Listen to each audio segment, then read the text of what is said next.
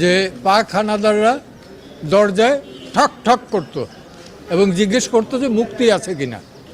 আর 2024 সালে দেখলাম যে যে দেশটা আমরা রক্তের বিনিময়ে 30 লক্ষ শহীদের রক্তের বিনিময়ে স্বাধীন করলাম, সেই দেশে ব্লক রেড দিয়ে রাতের অন্ধকারে 2টা-3টার সময় ঠক ঠক করে জিজ্ঞেস করে কোনো ছাত্র আছে কিনা।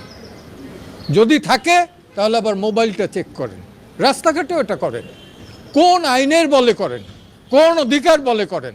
মোবাইল চেক করার রাইট তো কারো নাই। It is absolutely personal affairs. আপনারা জানেন দ্বিতীয় বিশ্বযুদ্ধের সময় রোজা লুক্সেমবার্গ, তার একটা ডায়েরি আছে, কই নাৎসিরা পর্যন্ত সেটা চেক করে নাই। তো সেই ধরনের আমার দেশে ইভেন জুলিয়াস ফুসিক ফাঁসির মঞ্চ থেকে লেটার অফ গ্যালোজ, সেখানেও কিন্তু তারা এই সুবিধাগুলো পেয়েছিলেন। আজকে বাংলাদেশে এই আইটি ইনফরমেশন টেকনোলজির যুগে আমার মোবাইল চেক করবে যে কেউ, আমার ডায়েরি চেক করবে যে কেউ, আমার প্যান্ট চেক করবে যে কেউ, এই অধিকার তো কাউকে দেওয়া হয় না। স্পেসিফিক যদি কোনো এলিগেশন থাকে, হ্যাঁ আমার বিরুদ্ধে সেটা দিবে, থানায় ডায়েরি করবে এবং গ্রেপ্তার করবে। তো এইটার তো কোনো নেই। এবং এইখানে অ্যাপেলেট ডিভিশনের 54 এবং 167 রিমান্ড এবং 54-এ গ্রেপ্তার নিয়ে একটা সুনির্দিষ্ট নীতিমালা আছে। এই যে ডিবিতে নিরাপত্তার নামে নাকি রাখা হয়েছে, এইটা কোন আইনে? ডিবি কিভাবে রাখতে পারে নিরাপত্তা আইনে? ডিবির কোনো অধিকার নাই তাদের নিরাপত্তার জন্য রাখতে পারবেন।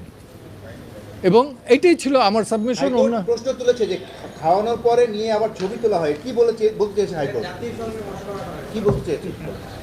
সেটা বলছে যে এইগুলো ফান। এটা কখন কি বলছে এক্স্যাক্টলি?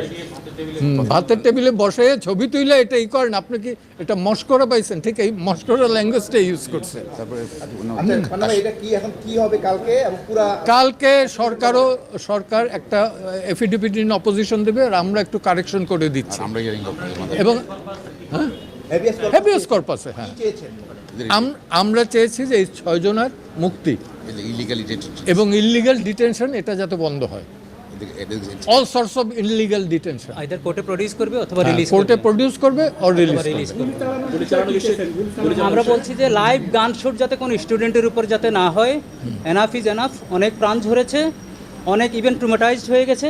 আমরা চাচ্ছি সর্বমহলে একটা শান্তিপূর্ণ অবস্থান বিরাজিত হবে এবং এখানে নিরীহ ছাত্র 16, 17, 18 বছরের এই ছেলেগুলো যাতে কোনো বুলেট বিদ্ধ হয়ে আর যাতে কবরে শায়িত না হয়, আর যাতে হাসপাতালের মর্গে না যায়। এই ব্যাপারে হাইকোর্ট, সর্বোচ্চ আদালত, যে প্রোটেকশন এখন খুবই জরুরি। আপনার হাইকোর্টের অ্যাম্পল পাওয়ার আছে প্রোটেকশনের ক্ষেত্রে, ডাইরেকশনের ক্ষেত্রে, ওইটাই চাওয়া হয়েছে। আপনারা তো সাংবাদিক, আপনারা জানেন দেশ স্বাধীন হওয়ার পর ইভেন পাকিস্তান আমল 47 থেকে এই পর্যন্ত 71 বাদে আর কখনো এই স্বল্প সময়ে এতগুলো তরুণ আত্মাহুতি দিয়েছে কিনা এইটা ইতিহাসে। আমিও কিন্তু ছাত্রলীগ করতাম, আমিও কিন্তু 71-এ গুলি খেয়েছি বা হাঁটুতে। কিন্তু এই দুরবস্থা দেশের, এটা কিন্তু কাম্য নয়, কারোরই নয়।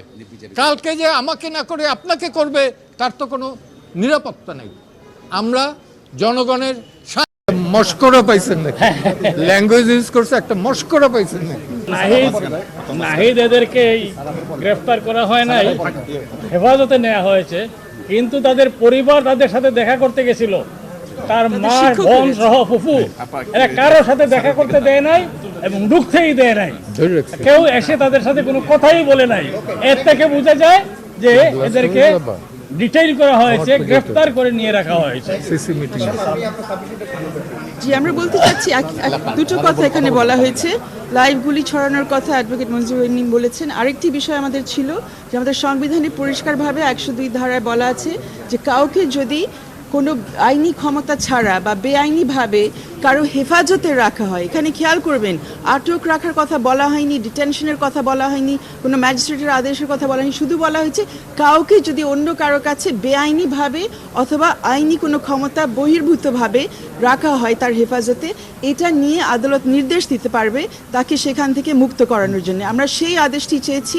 এখানে ডিবির থেকে আমরা শুনেছি বারবার বিভিন্ন জায়গায় টেলিভিশনের পর্দায়, আমাদের পত্রপত্রিকার মাধ্যমে তাদের পরিষ্কার স্টেটমেন্ট যে ওনাদের হেফাজতে এই 6 জন ছাত্র আছেন। তারা বারবার বলেছেন, সবার কাছে স্বীকার করেছেন, তাদের সাথে তারা খাওয়া দাওয়া করছেন, এটাও দেখিয়েছেন, কিন্তু কোথায় তারা বলছেন যে তারা তাদের সম্মতি নিয়ে তাদেরকে কাছে রেখেছেন, এই কথাগুলো আমরা পাচ্ছি না। তাদের পরিবার তাদের সাথে দেখা করতে চেষ্টা করেছে, তাদের শিক্ষকগণ তাদের সাথে দেখা করতে চেষ্টা করেছেন, তাদের কাউকে দেখা করতে দেওয়া হয়নি। ডিবির একজন অফিসার সেখানে বের হয়ে বলেছেন যে তারা দেখা করতে পারবেন না। তো তারা যদি ওখানে স্বেচ্ছায় যায়, তাদেরকে যদি আটক না রাখা হচ্ছে, তাহলে কেন কারোর সাথে তাদেরকে কথা বলতে দেওয়া হচ্ছে?